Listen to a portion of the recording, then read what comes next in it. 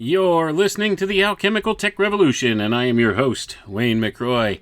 Good evening, good morning, wherever you are around the world tonight. We're going to take a look at the misconceptions of science. We live in an era and a paradigm where much focus is placed on our modern science, and I would rightly coin the phrase scientism in regards to that, because much of the scientific method has been abstracted from what it was intended to be and has been used to reify certain belief systems in the modern era. Now, if you go back into some of the works of antiquity, you find that the old natural sciences and alchemical sciences had a much firmer grasp of the nature of manifestation in this place in which we live than what our modern science has.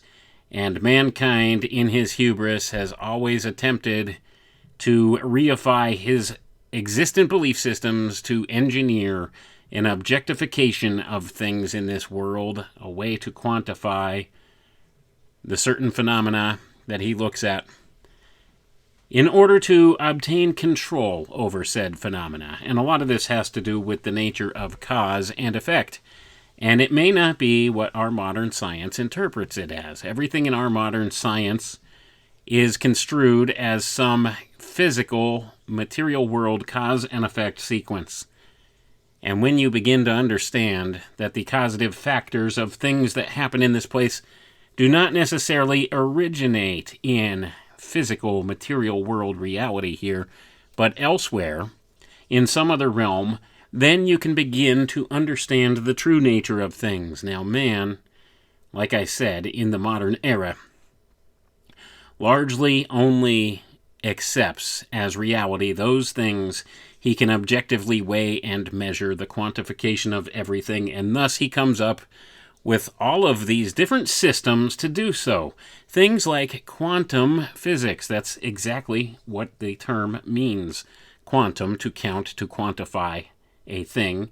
So he looks at all of this in terms of fundamental particles, and don't get me wrong, fundamental particles do in fact exist, but they're not described in the proper context in our modern science. But we have to go back and look at some of the older sciences, the natural sciences, the hermetic sciences, the alchemical sciences, to understand some of these things on a deeper level. Now, one person in the modern era, or within the past 100 years or so anyway, who had a firm grasp on a lot of this stuff was one Mr. Walter Russell. And we're going to be reading primarily tonight from Walter Russell's book titled A New Concept of the Universe. And this is a special revised edition. And it gives a brief treatise on the Russell cosmogony. Now, Walter Russell was said to have had an experience where he became illuminated or illumined or enlightened. This is what the claim is, and he put all of these ideas and concepts down on paper, and a lot of it, when you begin to study it, it matches up one-to-one with many of the old sciences. If you go back and you study the hermetics and the alchemical sciences, you find that many of these ideas align. And it seems something was lost at this breaking point in our history. Something got lost in translation at the time when Walter Russell emerged on the scene.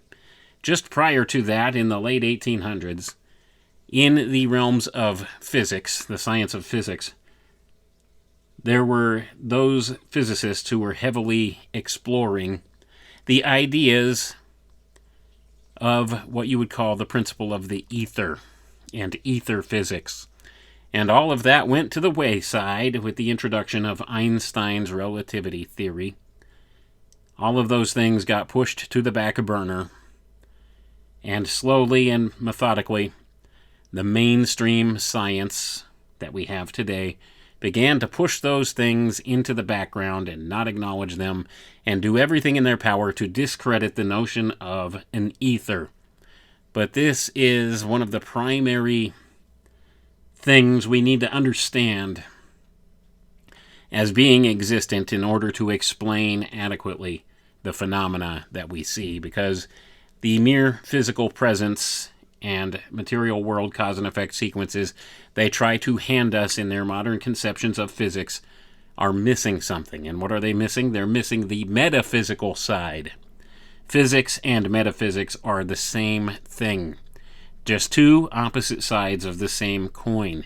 Now, largely our modern-day scientism acknowledges the physics side of it, those things that can be demonstrably proved objectively as material world cause and effect sequences, but it disregards anything on the metaphysical spectrum of it. That is, of course, unless it reifies some of their existing beliefs, but that's a story for another day. But tonight we're going to look into these misconceptions of science, and we're going to explore some avenues of thought here, put down by Walter Russell, and of course many of the things he talked about. If you go back to earlier times, it would seem man had a firmer grasp of in the past. You see, it's all about thinking outside the box. We've been programmed and indoctrinated in the modern era to think only in terms of that which you can weigh and measure and count.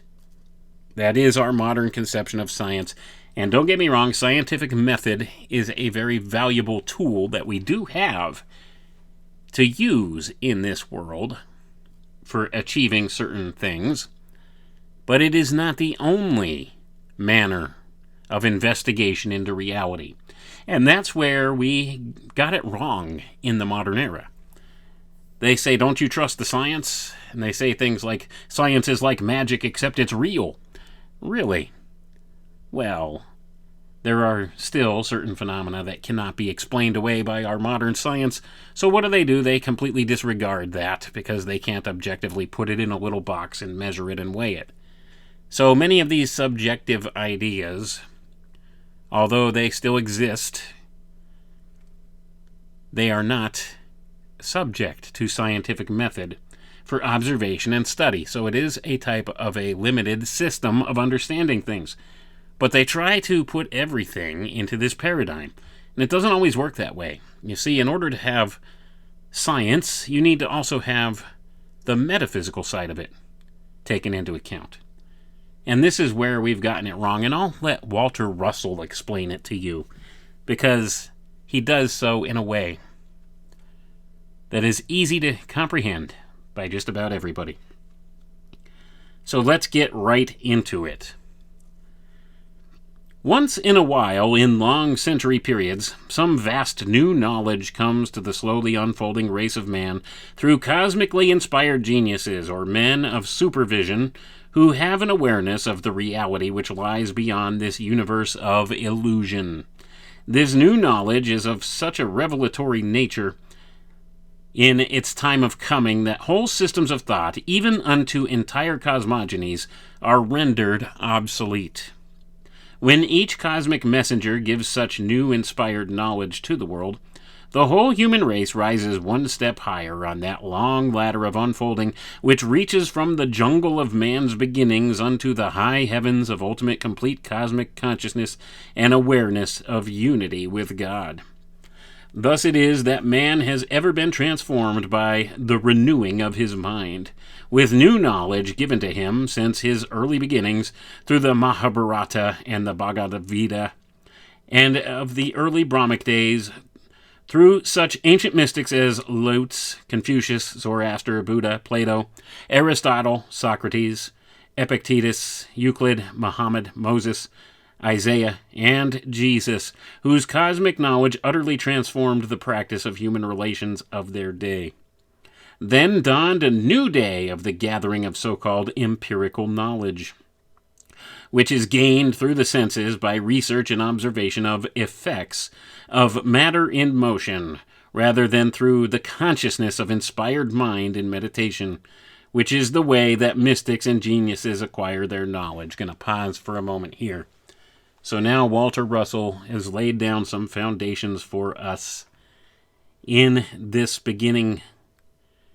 opening spot in this book. So he's talking about the way mystics and other geniuses acquired their knowledge. It's inspired through mind and consciousness, rather than through empirical weights and measures as our modern science does. That's what the claim is, and you'll notice he puts all of these very great minds together in bringing forward this unfoldment of knowledge to man. And he's not necessarily wrong. Many of these people did bring forth a lot of knowledge to man and continue to do so today. But what he's pointing out here is that now, in our modern era, we go about this in the observation of effects of matter in motion, as he calls it here, rather than something inspired of the mind in meditation or through knowledge conveyed through intuition or by the spirit. So let's continue on. Since the days of Galileo, this undependable method of gaining knowledge through the senses has served to multiply man's reasoning powers by teaching him how to do marvelous things with electricity and the elements of matter. But not one great savant of science can tell the why or the cause of his familiar effects. Gonna pause for a moment here, and he's absolutely spot on and correct with this. Yes, our modern science has brought forth many wonders for us in this technological era that we live in, but we still have very little conception of the why or the how this stuff works. Take, for example, this thing that we call gravity. Nobody truly understands what it is or how it works. At least not in the mainstream. Now, there are some theoretical concepts that have been bandied about out there about how it works, and I think it's all part and parcel of the same thing that is my own conclusion I've drawn through my many years of studying these various things. It seems that at the heart of all of it is what you would call electromagnetic phenomena. Now, these are all just different modalities of that when it comes down to it, and you would have to go back and look at the old Hermetic sciences to understand this at a more basic level. But Walter Russell touches upon this here. But let's go ahead and we'll continue reading, because the very next sentence points out those very things that I just mentioned. If asked what electricity, light, magnetism, matter, or energy is, he frankly answers, I do not know. If science actually does not know the why or what or cause of these essentials, it necessarily follows that it is admittedly without knowledge. It is merely informed, but information gathered through the senses is not knowledge. I'm going to pause for a moment here. Now, this is a crucial point of understanding. Information gathered through the senses is not knowledge. No, these are just observable phenomena that we can see. We understand it happens. We don't know why. It doesn't give us a proper explanation, does it? And what our modern science has done is it has transformed this question of why does this happen into, well, how can we duplicate this? And how they've done so is by applying mathematics to every mode and model of science that there is. Because if you can quantify a thing, even if it's a very imprecise measurement of it, you can control that on some level. So that is what they sought to do, and that is what they do in regards to our modern science. But this does not give us knowledge of the why or the how. That's the important thing. We are informed, but we don't know. And that's the whole point that Russell makes here. The senses are limited to but a small range of perception of the effects which they sense, and even that small range is saturated with the deceptions and distortions created by the illusion of motion. It is impossible for the senses to penetrate any effect to ascertain its cause, for the cause of illusion is not within effect. For this reason, the entire mass of so-called empirical knowledge which science has gained by reasoning through the senses is invalid. I'm going to pause again before we continue. So he's making the argument here that much of science always uses against people. They tell you Well, your senses can deceive you. They tell you this all the time, don't they? That you can't trust your senses. They only give you limited information, but yet these are the very things that they use to reason out and logic out all of our science, their senses. So this is a flawed way of thinking in and of itself. There's nothing empirical here. Even though we call it empirical science, empirical knowledge, it's only through the observation, through our five senses, that we obtain this information. So we are informed, but we do not, in fact, know. We do not understand the causative factors of phenomena in this regard. We can only know certain things that we observe with our senses. And if we're only collecting information and reasoning on that information with our five senses, we're missing something. Then we cannot emphatically know a thing. And if you use the very concepts that they like to lay down in the modern forms of science that I would rightly call scientism, you come to realize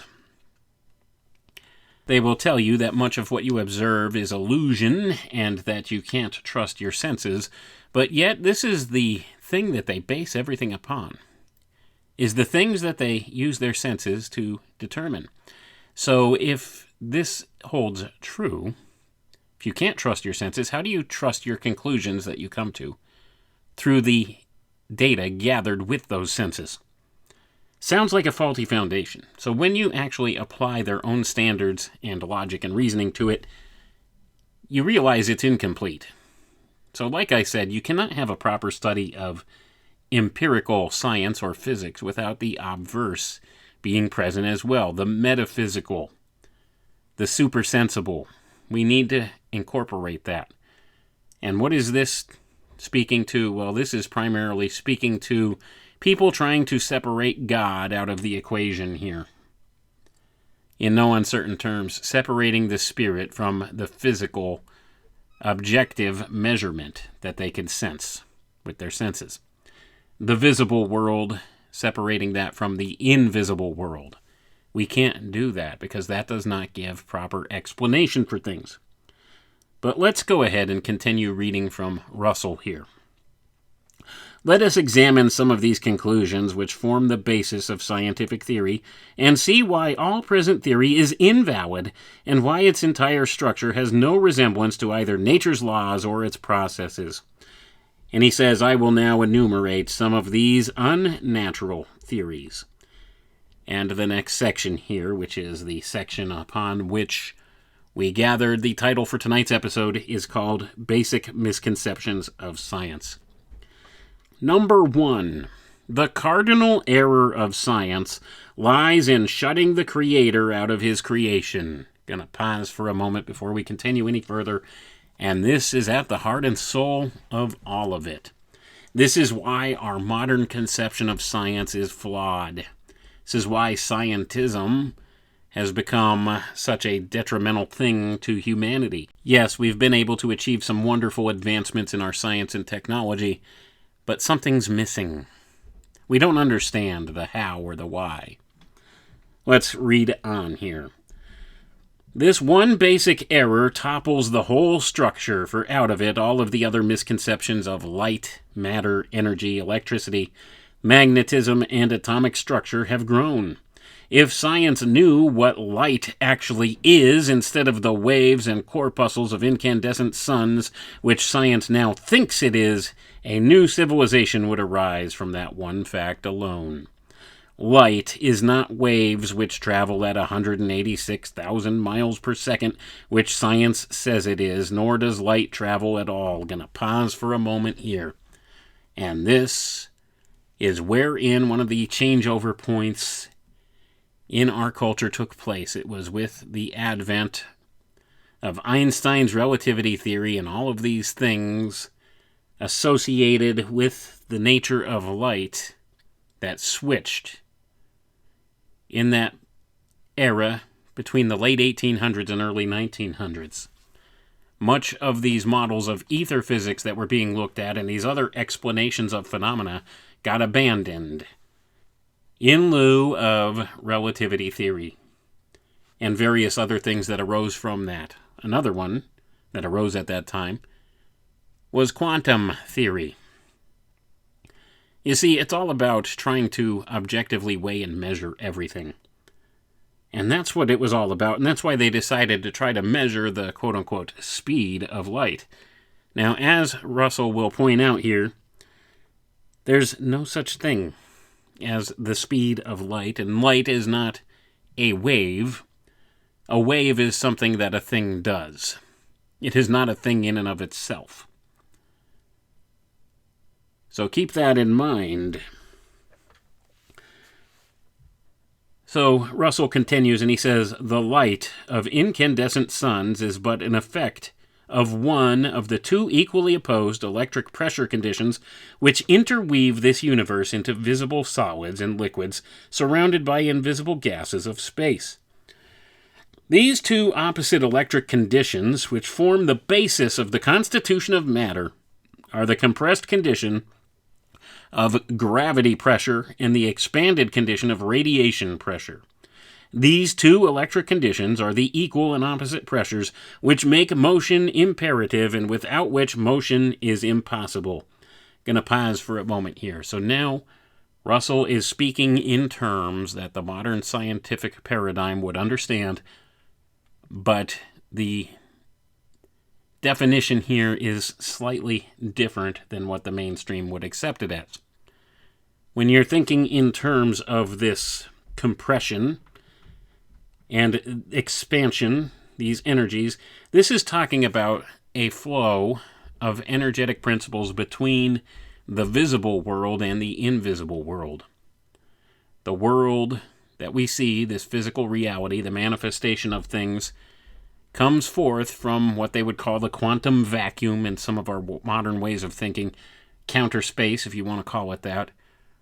It's constant gradient in the pressure equalization between space and counter space.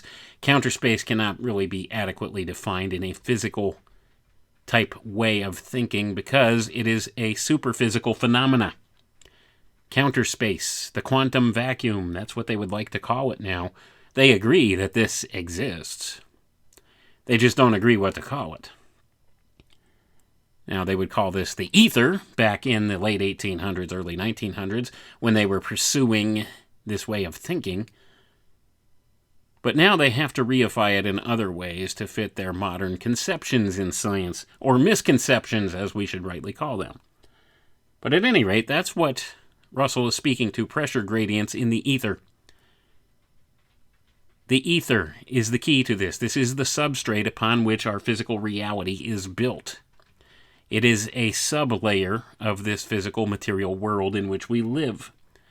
And it is through this ether that manifestation begins to occur in physical reality here. Physical material world reality as we know it and observe it, which according to the ancients is just an illusion, and the world of the ideal is the real world. All food for thought here, and I hope I'm not losing you on any of this. Let's read on. The positive electric condition compresses large volumes of light waves into small volumes by winding them up centripetally into spiral vertices by thrusting inward from without. That is what gravitation is. The negative electric condition expands small volumes of light waves into large volumes by unwinding them centrifugally into voiding equators where matter disappears. That is what radiation is. Radiation thrusts outwardly from within to depolarize matter and void motion. Going to pause for a moment. And gravitation draws things in towards counter space. Radiation thrusts things outward from counter space. Gravity pulls things in towards counter space. Now, where exactly is counter space? Well, this is where the etheric principle comes in, and this is where ether becomes the important component here. You see, in the physical, we cannot actually manifest or observe manifestation in this regard, in some sense that way. We can't understand the point of counter space. It doesn't actually occur in a physical sense here. That's the problem. This is a conception that reaches outside the bounds of observable phenomena with our five senses. And this is why some of the knowledge of the ancients comes in handy. Let's read on. The light of suns and the dark of space are but two opposite conditions of the same thing. They interchange constantly. Each becomes the other sequentially. Science excluded God from its consideration because of the supposition that God could not be proven to exist by laboratory methods. This decision is unfortunate, for God is provable by laboratory methods. The locatable motionless light, which man mistakenly calls magnetism, is the invisible but familiar light which God is, and with it he controls his universe, as we shall see. Gonna pause for a moment here. So now Russell applies the term magnetism to this. Now you can interchange some of these different terminologies, but understand that much of the concepts that we observe in the old Hermetic principles, in the old alchemical sciences, in the old natural sciences, seem to align with what Russell is saying here, although some of the terminology has changed slightly through the years. Now, at the time Russell wrote this, it was in vogue to refer to this as magnetism, and magnetism and magic have the same root word. They come from the same root word. And magnetism is kind of the inverse side of electricity. Thus, we have electromagnetism. There's a dielectric field, and all of these things associated with this, and the expression of all phenomena in this reality is a modality of this dielectric field. The manifestation of light into space from counter space, and they interpose back and forth, spiraling outward or inward concurrently. Constantly in motion. This is what the Hermeticists explained. All is in motion. Always. So this is an important thing to keep in mind. So next, Russell goes into the concept of misconceptions of electromagnetism. And this is where I think we get a lot of confusion, because the way that they have defined electromagnetism in the modern era does not align one-to-one with the mystical ways of thinking of this, the older ways of thinking.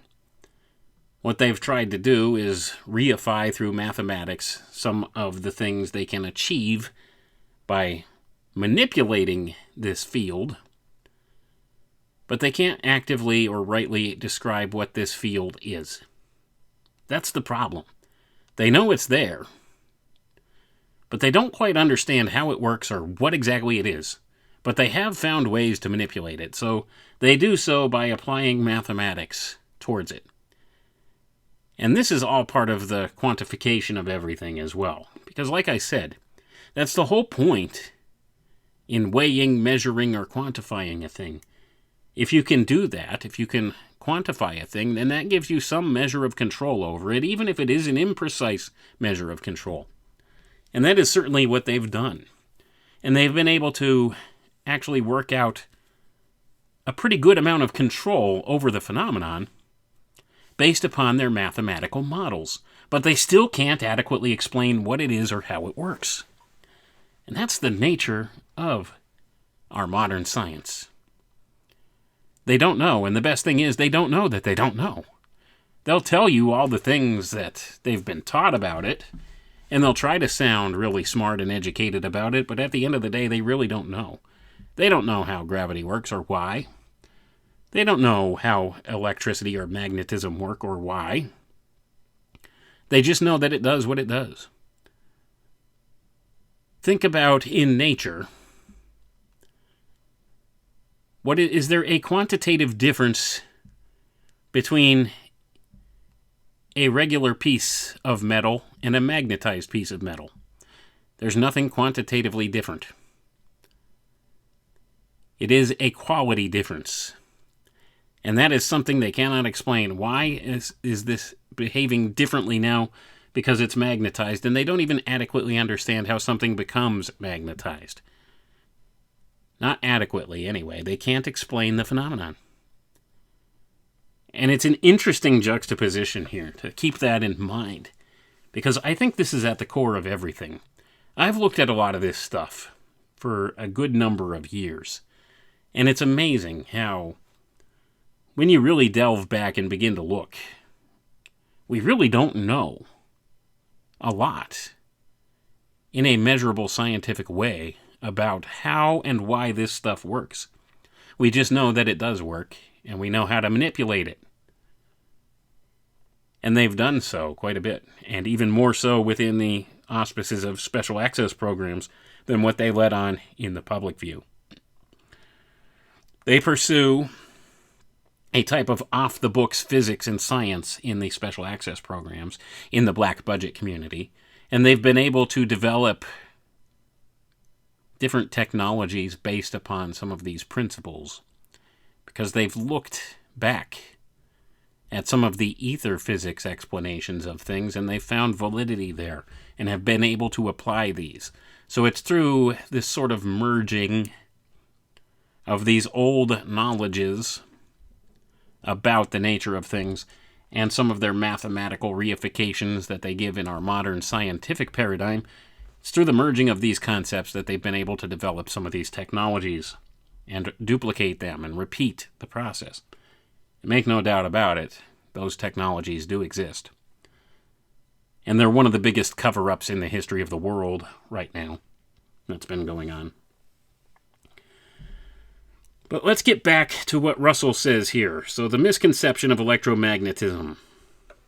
The Einstein theory of the constitution of matter conceives this universe to be one great ocean of electromagnetism, out of which and into which flow the streams of gravitation, matter, and energy. Radiation, the equal and opposite mate of gravitation, without which gravitation is impossible, is entirely ignored in this fantastic and unnatural concept. I'm going to pause for a moment here. Now, Russell uses the term radiation. In the modern paradigm of our scientific way of thinking, you wouldn't understand radiation to mean the same thing that Russell is saying it means here. Think of it in terms of an anti-gravitic effect. Dynamic counterbury, that's the old term for this. This is the principle of expulsion outward from counterspace, whereas gravitation is the principle of spiraling back towards or into counterspace. It's a constant set of motion. Now picture this in a 3D type model of thinking. And this translates into the form of a toroidal field that all of these things spiral into and out of. It's an interesting juxtaposition to keep in mind, but that's what Russell's talking about when he's talking about radiation. It's about this expulsion outward from counterspace into manifestation in the material world here. That's what he's speaking of, and gravitation is the opposite of that. Anyway, let's keep reading. Equally fantastic is the claim of this theory that it is possible to have gravitation without matter, and for space to exist without gravity or without matter. The weak point in this theory is the fact that electromagnetism is not an existent force in nature, nor are there electromagnetic fields or magnetic fields. Wave fields are electric, exclusively electric. Gonna pause for a moment here. So now Russell is making some bold claims here, and the definitions he's applying to these terms differ from what the modern scientific paradigm would accept. What he's speaking of here is what's known as the dielectric field. One is the modality of the other within the dielectric field. Electricity is one modality, and magnetism is another modality, but it's all the same field. It's all the same force. Let's put it that way. Just different observation points of this, depending upon whether you're talking about expulsion from counterspace or implosion towards counterspace. Keep that in mind. The whole idea of it expressed in terms of pressure gradients is probably the best way to look at it. It's a pressure gradient within the ether. Let's put it that way. And depending upon the modality it takes on, depends on what we see physically displayed here and manifest in our physical reality. Is it electric or is it magnetic? Both the same thing, just a different expression of it. It's the flip side of the coin. It's the physics and the metaphysics once again. Let's continue reading. Electricity is the only force which God makes use of to create this universe. And the only two tools God makes use of for creating his universe of matter and motion are two pairs of opposed spiral vertices. One of these opposite pairs meets at apices at wave amplitudes to create spheres of matter, and the other opposed pair meets at cone bases upon wave axes to void both matter and motion. Gonna pause for a moment. So now he's talking about this conjugate geometry of manifestation here.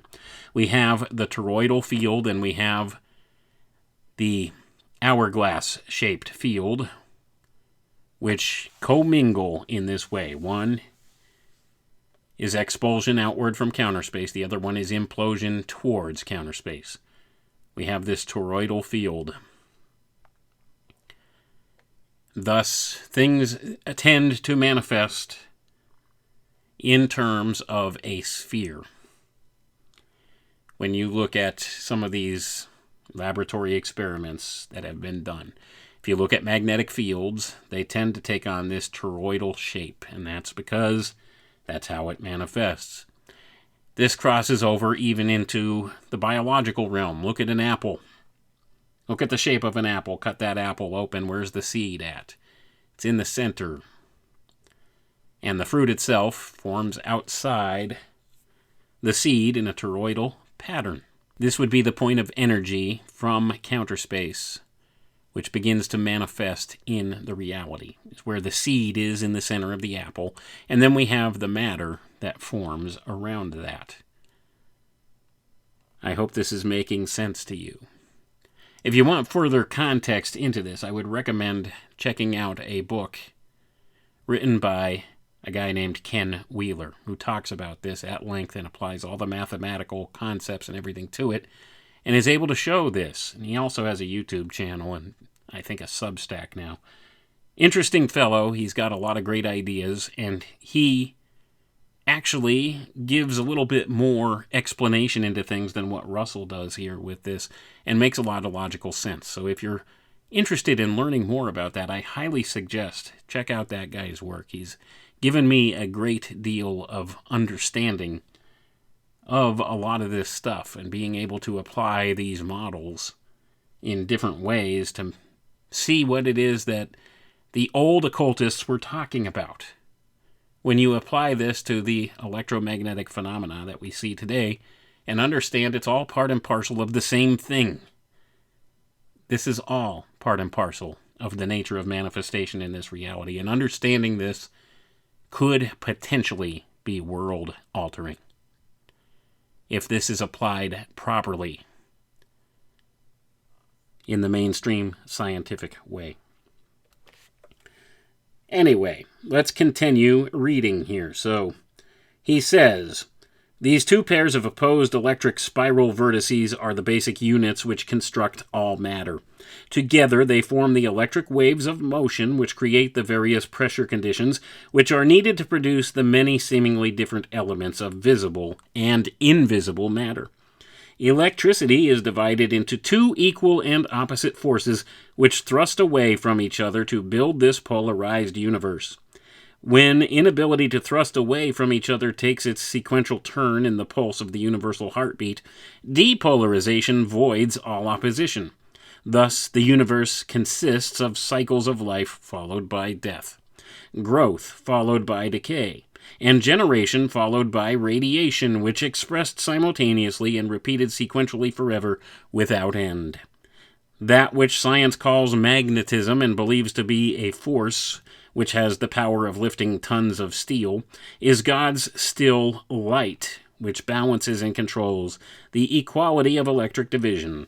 But electricity alone performs all of the work of this universe. The magnetic light, which controls the universal balance, performs no work whatsoever. Going to pause for a moment here. So now we're talking about polar opposite forces, and you'll see why the occultists in antiquity, the Hermeticists, the alchemists, they refer to as electricity as the masculine or active force and magnetism as the inactive or feminine force. And everything is divided along these lines of thinking in the old world cosmologies. And it's something that's lost in the modern era. We don't think in these terms, but certainly they're there. And this actually speaks to a type of quadrupolar magnetism. And this has to do with the very nature of manifestation itself. So you have four principal constituents in manifestation. If you're looking at a quadrupolar system, you have a positive electric, a negative electric, a positive magnetic, and a negative magnetic. And this aligns with the old philosophical ways of thinking when you look at the philosophical elements: earth, air, fire, and water. You see, it all corresponds, the old ways of thinking all correspond with this understanding of natural phenomena. But all of this is lost in our modern science, and we think we're so sophisticated with a lot of this stuff. But we've lost so much nuance in meaning. Anyway, let's go ahead and continue. So Russell says here, a bar magnet picks up nails because of the electric current which divided that steel into its activated polarized conditions, and not because of its focal poles of stillness which center its two activities. Even though the electric current has been withdrawn, the steel retains its electric activity for long periods and acts as though the current still remained. Magnetic light control might be likened to the rudder of a ship, which controls the direction of the ship's motion without in any way motivating that motion. Gonna pause for a moment here. And that is actually an explanation of gravitation, if you understand what Russell is saying. Doesn't require an active push. You see, it's the actual movement back towards counter space. This collapsing back towards counter space. It's not an active principle, it's a passive principle. I hope you're understanding what it is I'm trying to present here tonight. This stuff goes deep, and it really is counterintuitive to the modern scientific paradigm way of thinking, so it's difficult for most people to wrap their head around because we've been largely indoctrinated and socially programmed to accept only these objective scientific ways of thinking and not thinking in terms of invisible forces or invisible worlds around us. The notion of counter space is a bridge too far for a lot of people. They won't want to accept that there is such a thing, and that somehow matter itself races towards counter space. But that is a very apt description of gravitation. But let's continue reading here. I don't want to get too far off topic. It might again be likened to the fulcrum, which extends its power of expression through motion to a lever without in any way acting to motivate the expressed motion of the lever. God's still magnetic light is the fulcrum of this creating universe. Electricity is the two-way lever which extends from that fulcrum to give the universe its pulsing heartbeat of simulated life-death sequences. Going to pause for a moment just to point out that this notion or idea has always been expressed by the occultists as the dot within the circle. If you've seen that symbol, which represents the masculine and the feminine, the entire manifestation of the universe itself, the dot within the circle, that's what this represents. The fulcrum, the dot representing the masculine, the active force, and the circle representing the feminine, the passive force, and the back and forth that it goes in a spiraling type motion. I hope you're picking up what I'm putting down. Let's get back to it. Wherever God's light appears in matter, their stillness centers motion. But there is no motion at that point. The center of gravity in a spherical sun or earth is one locatable point where God's light is. Likewise, the two still centers of north and south spiral vertices are other locatable balancing points of control. Likewise, the shaft which connects all pairs of opposed poles is an extension of stillness from the zero of wave beginnings to the zero of wave amplitudes, and the return of motion to the zero of its beginnings in the stillness of its borning place on its wave axis. This is a universe of light at rest, from which two opposed lights of motion appear to manifest the idea, which is eternally sealed in the light at rest. I'm going to pause for a moment, and I hope that makes sense to you, because it is a difficult concept to grasp, and I have a hard time with trying to come up with simpler terms for describing this. I think Russell has done a fine job of trying to explain these things. But this is why everything would appear to be a dualistic nature in this reality. It's not really a dual nature. It's these polarized natures of things. Because like I said, it's a quadrupolar type system, where you have positive and negative influences on either side, moving towards that zero point, that nexus point between space and counter space. Could describe this as, maybe in terms of modern science, think of the black hole, the notion of the black hole. And although I think there are some problems with how they talk about it in the scientific paradigm, it's a good analogy for what we're seeing here. The black hole, this would be matter moving towards counter space, that point of counter space, that nexus point between space and counter space. Now, the opposite of that, which has been theorized, is called a white hole, out of which the expulsion of light would come. And this would be new manifestation into reality, moving from counter space into space in the formation of matter. This has to do with manifestation in the physical material world. So that's one way of thinking of it. But it all rests on the idea of electricity and light being one and the same thing, and the only motivating force within the formation of this universe. That's what Russell is expressing here, and I think there are some valuable merits of truth to be found in this way of thinking, especially as it pertains to physical explanations for things. In order to understand physical explanations, we need to think in terms of the superphysical.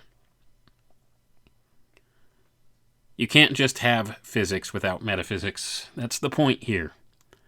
You have to have both sides. We are beings that are both spirit and form. And to understand one, you have to understand the other. You cannot disregard the other, and that is largely what our modern science has done. It has disregarded the notion of spirit, the other side of things, the mirror point, the reflection point. That's what this whole idea in modern physics of the zero point is. This is the meeting point, the nexus point between space and counter space. It's the mirror between spirit and form. And when you understand this, you understand what some of the old occultists were talking about, the old alchemists. And this is the best way I could express it in our modern ways of thinking. But let's go ahead and we'll continue to see what else Russell can tell us here, because he does provide some valuable insights. Next, he talks about the misconception of energy. Failure to recognize that this universal body of moving matter has been created by some power outside of itself has led science to conclude that the energy which created matter is within itself. Even more erroneous is the conclusion that energy is a condition of matter, such as heat. I'm going to pause for a moment. So now Russell invariably lets us know a very important concept here and point that needs to be made. And even many of the old occultists got this portion wrong. What they have tried to indeed do is separate the creator from the creation in this way. They don't want to consider that all of this was created by some power outside of itself. And therefore they conclude that the energy which creates matter is within itself. And that might be a flawed notion. Now, there might be some true concepts that can be derived from such, but remember, in order for there to be a creation, there has to be a creator, and our creator exists outside of this reality in which he created. But here is the true oxymoron in all of that, because he also exists within and throughout the entirety of creation. But this throws a wrench into what it is that most of the modern occultists will teach you. And this is wherein some of Russell's work has also been misconstrued. You see, they'll tell you we're all just a fractal representation of God. That we are, in fact, God. That's what many of these flawed systems in the occult have taught you. That's not the case. We are created in the image of God, but we are not God. And Russell makes the distinction here. That's something that gets lost on most who explore his works. Let's continue reading and see if he could shine some more light on this. This fallacy has led to the conclusion that creation will disappear when heat energy runs down. The first and second laws of thermodynamics are built upon this obviously wrong conclusion. The universe will never run down. It is as eternal as God is eternal. This universe of matter in motion is a mind-conceived, mind-created body. As such, it is as much a product of mind as a pair of shoes, a poem, a symphony, or a tunnel under a mountain is a product of the mind which conceived it and motivated the action which produced it as a formed body of matter. I'm going to pause for a moment here. So now we see more truths. Yes, this creation is mind-conceived. The mind of God conceived and built this place. And mind, as they rightly tell you, precedes reality. But does that mean that we can have some influence in this reality through the sheer act of will of our minds to create the reality? Well, this is where some people get confused and think that this means that we are a fractal portion of God, that we are God. And this is what gets taught by many of the occultists. But what's been misconstrued is the fact that we are created in the image of God, and therefore we do have some creative power of mind to influence things in this world. But that does not make us God, the creator of this universe. We can manipulate things that are already created, but we cannot create in and of ourselves. That is the difference. You have no power to create anything through the use of your mind and the application of your mind towards our reality here. You see, everything is already existent here because God created it. But you do have the power to use your mind to shape some of these created energies here, to bring things into manifestation in a limited capacity. And that is only because we are created in the image of God. But man himself is not God, as many of these occultists will try to teach you. Nor can he become God. You cannot create a universe out of yourself. You don't have the capacity. You can only use what is already here. You were created by the Creator. You did not emerge into being in and of yourself. That is a flawed way of thinking. And this is where many of the occultists get it wrong. This is where some of the poison gets introduced into the idea here. But it would appear to me Russell very much understood this, that we are not the Creator, but we can actually have some influence within this creation with the use of our mind in certain capacities. Anyway, let's go ahead and read on. Now, Russell gives us more examples here. He says, "The poem is not the poet, however, nor is the symphony its composer. In a like sense, this universe is not its own creator. Whatever qualities or attributes there are in any product, whether it be an adding machine or a universe, have been extended to that product by their creator to manifest qualities, attributes, and energies which are alone in the creator of that product." I'm going to pause for a moment. So, the universe itself is not the creator. Nature is not the creator. The creation is not the creator. Understand this. Once again, this is where most of the occultists get it wrong. The creation is not the creator. When you understand that, other things begin to fall in place for you. We have a creator that exists outside of and beyond, as well as throughout and within this universe. And he has all power to do whatever it is he pleases with this creation. And although we are made in his image, and we are a small fractal of this creation, we do not in and of ourselves have the power to be gods. That is an untrue thing. That is the great lie proffered in the Garden of Eden. And many take some of these valuable insights into the nature of reality and creation itself, and they misconstrue them, and they try to manipulate them and become the gods of this place. And they teach that they could become gods of this place, and it's all a lie.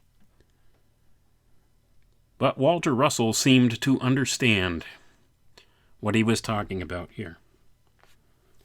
He knows the creation itself cannot be the creator. And no creation could ever be greater than its creator. Therefore, man cannot be God. Sorry, that's a lie. If you believe that, and you think that somehow you're going to become God, you're mistaken. That's an out-and-out lie. That's the hubris of man. Yes, we're created in the image of God, and we are, in a sense, a conduit for creative forces of sorts in this creation, within the creation, and we can do things based upon that, but we can never be God. That's the whole point, but let's get off of that little side tangent and get back to the reading here. So he was just telling us that a creator can extend certain qualities to his creation. And he says, in the next sentence, he says, nor is the idea which matter manifests within matter. Idea is never created. Idea is a mind quality. Idea never leaves the omniscient light of mind. Idea is but simulated by matter in motion. I'm going to pause for a moment. So now he's talking about what many of the occultists refer to as the ideal world, or the world of mind. This different spiritual reality, reflection point, from which manifestation originally occurs. The idea never leaves its invisible state to become visible matter. Bodies which manifest idea are made in the image of their creator's imaginings. Every creation, whether of God or man, is an extension of its creator. It is projected from him by a force which is within its creator and not in the projected product. All of the knowledge, energy, and method of creating any product are properties of mind alone. There is no knowledge, energy, life, truth, intelligence, substance, or thought in the motion which matter is. And next we're going to get into what he describes as the misconception of matter. So what he's saying is all of these things, they find their origination point in the mind, or in imagination, or the combination of imagination and will. The application of imagination with the will. The combining of the masculine and the feminine principles. Once again, if you followed this program for any length of time, I think you're understanding what's being conveyed here. So next, Russell talks about misconceptions of matter. Electric matter is but a mirror which reflects qualities outside itself to simulate those qualities within itself. In the mind of any creator of any product is the idea of the formed body which mind desires to produce. Also, the knowledge, energy, and method of production are in the mind of the creator of that product and not in the product. The architect does not say that the energy, idea, or construction methods are in the temple of his conceiving, nor should man say that they are in the temple of God's conceiving. To thus claim that energy is a property of matter is to deprive the Creator of his omnipotence and omniscience. The entire universe manifests power, but the universe is not the power which it manifests. Going to pause for a moment. Once again, the creation is not the Creator. Think about that. Now, if you decide you're going to build a house, well, first you get the image in your mind of what you want the house to look like. Then you design the house. You draw up a blueprint and then maybe build a model of the house before you build the actual house. This is, in essence, kind of a good allegory of how this creative process and this manifestation into physical material world reality comes to manifest. It's a process stepping down from the world of mind through the world of vital forces into the etheric and then finally into physical manifestation here. It's a stepping down process, and it originates in the mind, which is the reflecting point of the spirit. So it steps down from spirit all the way down into physicality. And it's not something that comes from the creation itself. It comes from the Creator. Let's continue reading. Not one particle of matter, which constitutes the material body of any product, can move of itself. It can move only through desire and command of the mind of its creator, extended to it electrically. The powers of attraction and repulsion, which science mistakenly attributes to matter, are electrical effects performing their one and only function of dividing an equilibrium into two opposing conditions which extend equally from a dividing equator. The magnetic light controls the balance of these two opposing conditions, which interchange two ways in their endeavor to void their opposing conditions, but the stresses and strains which seem to make matter attract and repel matter are electric effects. I'm going to pause for a moment, so I hope you're understanding what Russell is expressing here. If you can understand the workings of electromagnetism, then you have a better understanding of the conception of how things manifest in this reality. You could apply the same idea to different portions of creation here, different ways of thinking, different modalities or manifestations of the same thing. It's the same formula. Let's put it that way. Electric effects of motion can be insulated from each other, but the magnetic light of the creator, which causes those effects, cannot be insulated from matter by matter.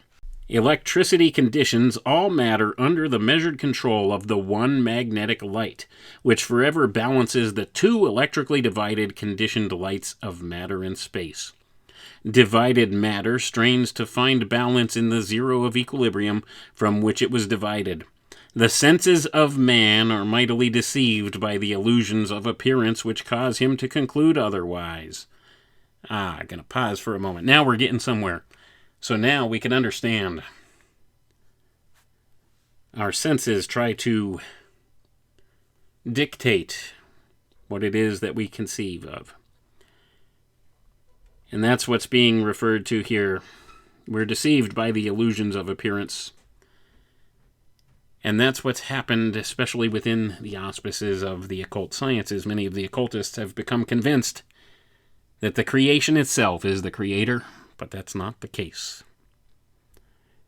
Because they see the effects manifest within the creation, and therefore they credit the creation for doing so.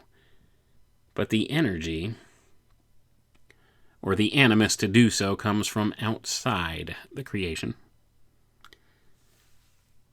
Hope it all makes sense to you. Newton's apple was not attracted to the ground by gravitation. The high potential condition of that solid apple sought a similar high potential condition. That is to say, it fell toward the earth to fulfill nature's law of like seeking like. And I'm going to pause again. Or once again, it was moving towards counterspace. Towards the nexus point between space and counterspace. That's essentially the best way to think about gravitation, in my view. So, gravity is not an attractive force, per se. It's actually the opposite of that. It's a lack of force being there. We have it all backwards and upside down. It's best described as a pressure gradient. The high pressure goes where the low pressure is, to create equilibrium, to find balance. That's essentially what it is. The apple dangling from the tree is in a high pressure condition. And the ground is a low pressure condition, lower pressure. So therefore, it moves towards that, because that is the easiest and least expendant of energy way to get there. This is how gravitation works, and I think they figured this out in many of the special access programs, especially within the aerospace companies with their black budget technologies. Electrogravitic craft do exist, and a lot of it has to do with negating the forces that oppose the direction the craft wants to move. So when they figured out how to do that, it's really easy to get an object to move towards what they call the center of gravity, which is actually towards counter space, the nexus point into counter space. And it doesn't use all that much energy because it's the easiest way for the object to move. It requires the least use of energy. So when you understand that, then you understand how some of this could be done in terms of electrogravitic propulsion or anti-gravity propulsion. Dynamic counterbury, that's what the old term was that they used to describe this. And many of these technologies, you can actually find some of the public developments of out there in the open literature. I would highly recommend go look at the works of Dr. T. Townsend Brown.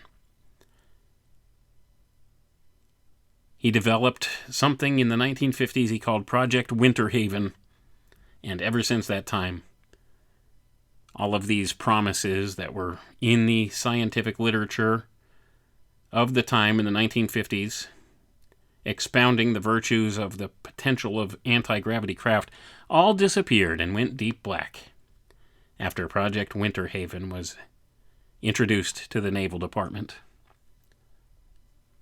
Go look that stuff up. I've done shows and programs on that in the past. All these things interrelate. It all has to do with the nature of manifestation. That's why they keep a lot of this stuff hidden. It could be truly transformative to our world to understand how it works. And they don't want that to fall into the hands of everybody. So it says here, had Newton sat with the apple for a week or two, he would have seen that the same apple rise into the heavens as a low-potential gas, seeking a like low-potential position to balance its electrically divided state. The rising of the decaying, expanding apple again fulfills nature's law of like seeking like. Gonna pause for a moment. So, over the course of time, if you let the apple sit there on the ground, eventually it will begin to rot and turn into gases, which once again rise into the air, away from what you would call the center of gravity. So we have this example being given here by Russell. All polarizing bodies add to their densities and potentials. The apple which fell to the ground was a polarized body. All polarized bodies must reverse their polarities and depolarize. They then lose their densities and potentials. The depolarized apple returned to the zero of its beginning. The Newtonian law is in this respect invalid because it accounts for but 1/2 of the apple's growth-decay cycle. This is a two-way universe of opposed effects of motion, not a one-way universe. Going to pause for a moment. And this is where our modern science gets it wrong. It only looks at one side of the coin. It looks at physics and not metaphysics. It looks at the visible world and not the invisible world. It looks at only one side of the equation. And this is the problem with all of our modern sciences. Look at our modern chemistry. Same thing. It doesn't look at the essence or the invisible world side of it, as alchemy does. Chemistry only looks at the physical side of it. Same thing goes on. And this is one of the misconceptions of science. They try to negate out any metaphysical principles from this. Anything that would speak to some other mode or modality to existence. Wants to eliminate the spiritual concern or spiritual side of everything. Wants to try to separate God out of the big picture. You can't do that. God is an integral part of this creation, whether people want to admit that or not. But anyway, let's get to the next portion here. The misconception of substance in matter. Sense of observation has led to the erroneous conclusion that there are 92 different substances of matter. Going to pause for a moment. Now, this is where the work gets a little dated. He's speaking about the elements that we had on the periodic table of elements at that time. And of course, there were many more than that now. But as you'll see, as we study these things, that might be an erroneous model as well. Let's see why Russell says that is. This universe is substanceless. It consists of motion only. Motion simulates substance by the control of its opposing wave pressures of motion, which deceive the senses into seeing substance where motion alone is.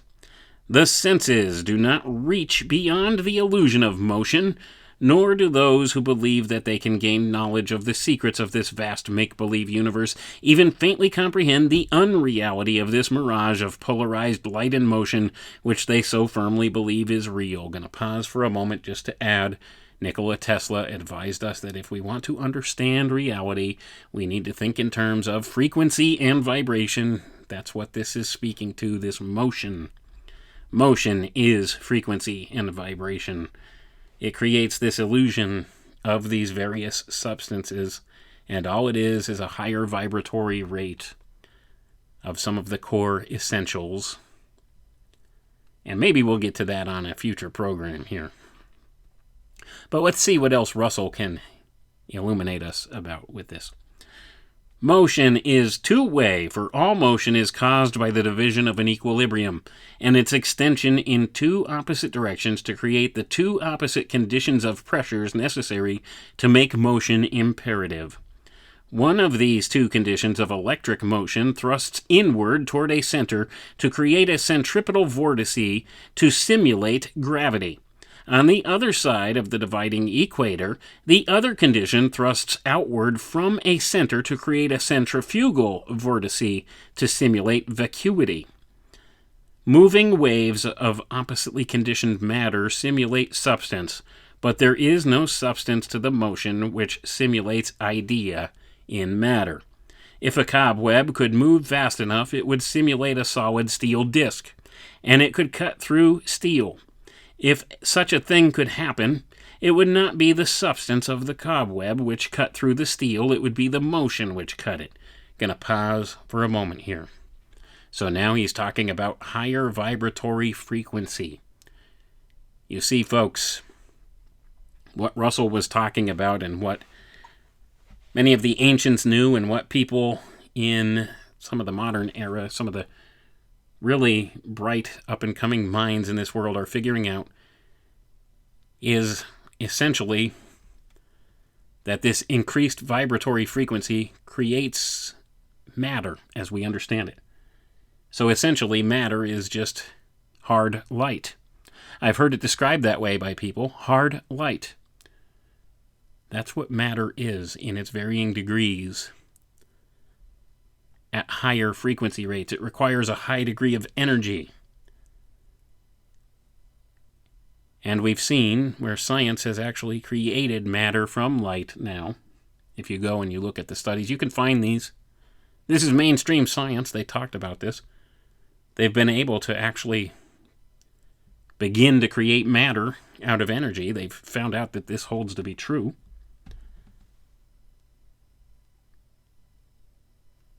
But it all has to do with vibratory rate. That's what Russell is saying here. He uses the example of cobweb. If it's vibrating rapidly enough, it could cut through steel. It's all about the speed at which the substance or the constituent fundamental particles vibrate at. And I know it sounds kind of new agey and hokey, but that's one of the reasons why they introduced New Age doctrine to the world, to make it sound hokey and nonsensical, so that you would think there's nothing to it. That all these love and light people out there, all these hippie types, speaking about vibration and frequency and stuff like that, would sound like a bunch of nutcases, and there's nothing to it. That's why it was introduced in the way that it was. To get people to disregard that. It's all part of the indoctrination and social engineering that's gone on. because they don't want us to understand the nature of reality and the nature of manifestation here, because, like I said, this could be truly transformative to the world if these things are picked up en masse by a lot of people and applied in the development of new science and new technologies based on these older principles. These old principles could be transformative,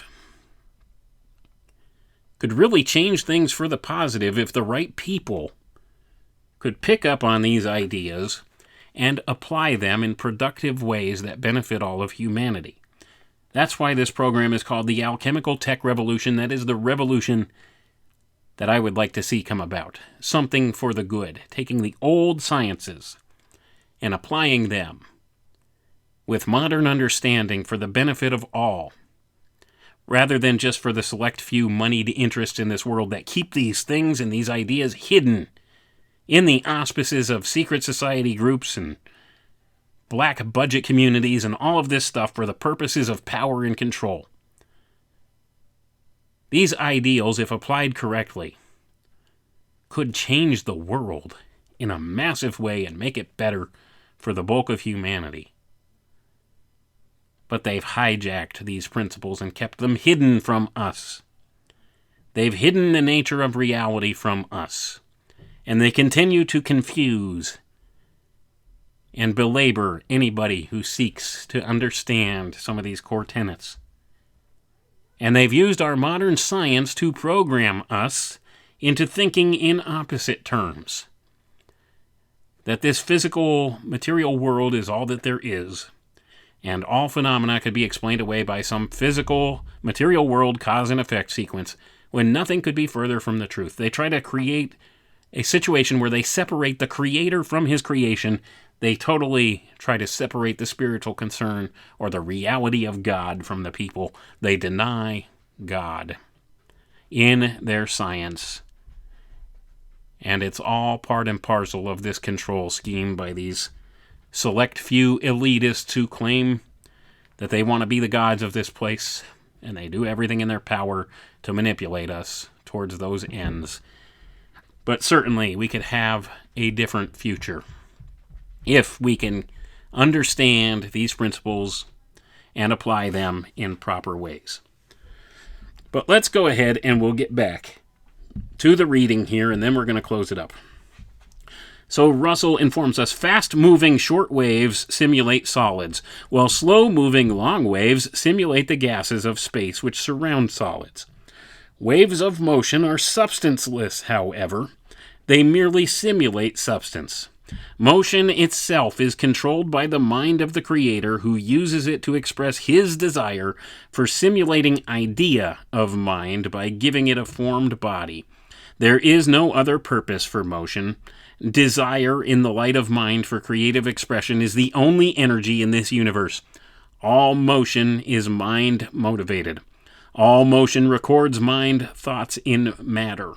All matter is but pressure-conditioned motion. Varying pressure conditions yield varying states of motion. Varying states of motion are what science misinterprets as the elements of matter. Varying pressures in a wave are tonal. In each octave wave there are 4 pairs of tones, each of which has the same relative position in its octave color spectrum as it has in its octaves of chemical elements. Waves are, therefore, electric pressure-conditioned octaves of tones. And we're going to stop right there for tonight, and I think we're going to explore this a little bit further, because when you understand more about what Russell's talking about here, things become much more clear to you. And then you could go ahead and correlate these points back to the old philosophies. The old philosophical elements, not the elements of the periodic table as we're speaking of today. There's only 4 constituent elements, folks. And these other elements that are represented on the periodic table are just said to be octaves of these 4 elements. It's a different way of thinking, but it provides us with a better understanding of the nature of reality and the machinations of how this creation works, and how the Creator built this place with its various laws in place. And it's very simple in its operating principles. It's all about pressure mediation of sorts. If you understand some pressure mediation basics, you could understand a little more about the nature of manifestation, as long as you could think in terms of the visible world and the invisible world, or space and counter space, and the intermingling of those two, the nexus point, which brings forth manifestation from counter space and draws us back towards counter space in a never-ending cycle. These are the kinds of things Russell conceived of when he was said to go through this period where he had this illuminating experience. And he wrote this stuff down. And like I said, when you study this stuff in depth and you compare it back to the old alchemical sciences and the old natural sciences and the old hermetic principles, you find so much overlap. The ancient people understood the machinations of this creation much better than we do today, and much of it's been lost because there has been this group that has arisen to places of prominence in this world that has decided to hide this information from others for the purposes of power and control. And that's the sad state of affairs of all of it. They've kept these things hidden from the masses on purpose. You will find, when you delve into the auspices of special access programs in the black budget community, that they have an off-the-books physics that they use to develop technologies that they don't talk about openly. And it has to do with many of these things presented here by Walter Russell. Anyway, folks, we will continue looking at more of Russell's work and exploring these topics a little bit further. But that is all the time we have for tonight. I want to thank you all for tuning in, and I'll remind you I appreciate each and every one of you. We'll catch you next time. Have a good one now.